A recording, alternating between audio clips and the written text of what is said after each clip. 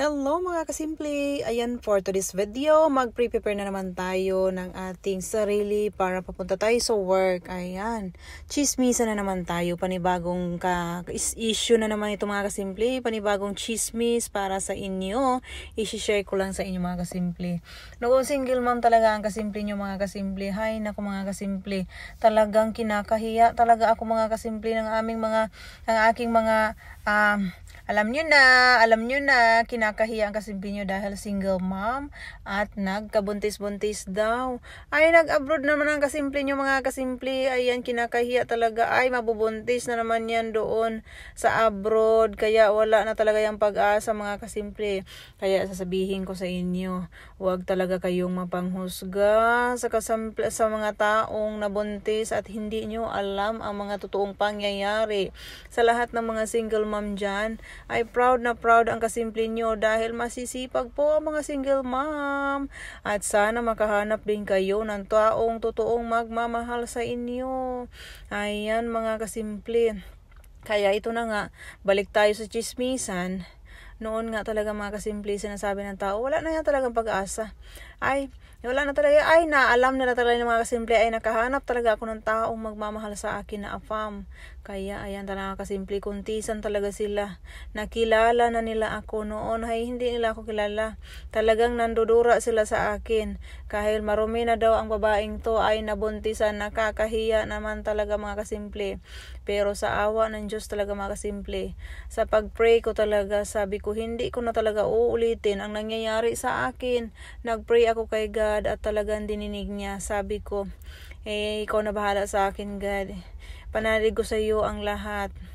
Dahil para lang talaga sa anak ko. Aalis ako ng ibang bansa, maghahanap buhay para sa anak ko. Kahit masakit man, naiiwan ko ang anak ko sa aking mama, ay kinakaya ko mga kasimple ng dahil lang para sa anak ko. Wala akong maipakain. May trabaho ako noon, pero hindi sapat talaga. Kulang na kulang sa amin mag-ina. Kaya ayan, nagsapalaran ng kasimple nyo papunta ng ibang bansa. At ilang buwan talaga mga kasimple, ilang taon talaga mga kasimple, nahanap ko ang taong magmamahal sa akin at susuportahan ako. Hindi pa nga kami nagkita, sumuport na siya ng pinansyal. Ay nako, sabi ko ito na nga mga kasimple, didinig na talaga ni Diyos, nadinig na talaga ni God ang aking mga hiling sa kanya. Kaya ito na nga mga kasimple, hindi ko talaga akalain makapunta ako ng Amerika. Sasabihin ko sa inyo, experience ko to mga kasimple.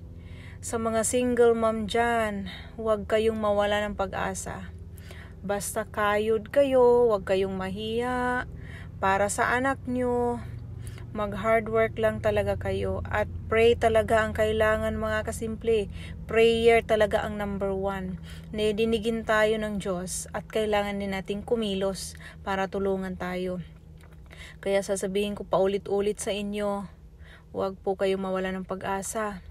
Hindi po hadlang ang walang pera sa atin. Kailangan natin maghanap ng pera. Magkayod tayo. Basta safety lang ang anak natin kung saan natin iiwan. Yun lang mga kasimple ang payo ko sa mga single mom dyan. Mag-hard work kayo. Huwag mawala ng pag-asa. Huwag makinig sa kapitbahay. Kung sino man ang mga relatives sa inyo na ayaw sa inyo, huwag na huwag kayong makinig sa kanila. Ang tangi lang natin, tandaan nyo, ang tangi lang talaga makakatulong sa atin si God, ang sarili natin. Pero yung kadugo nga natin ayaw sa atin.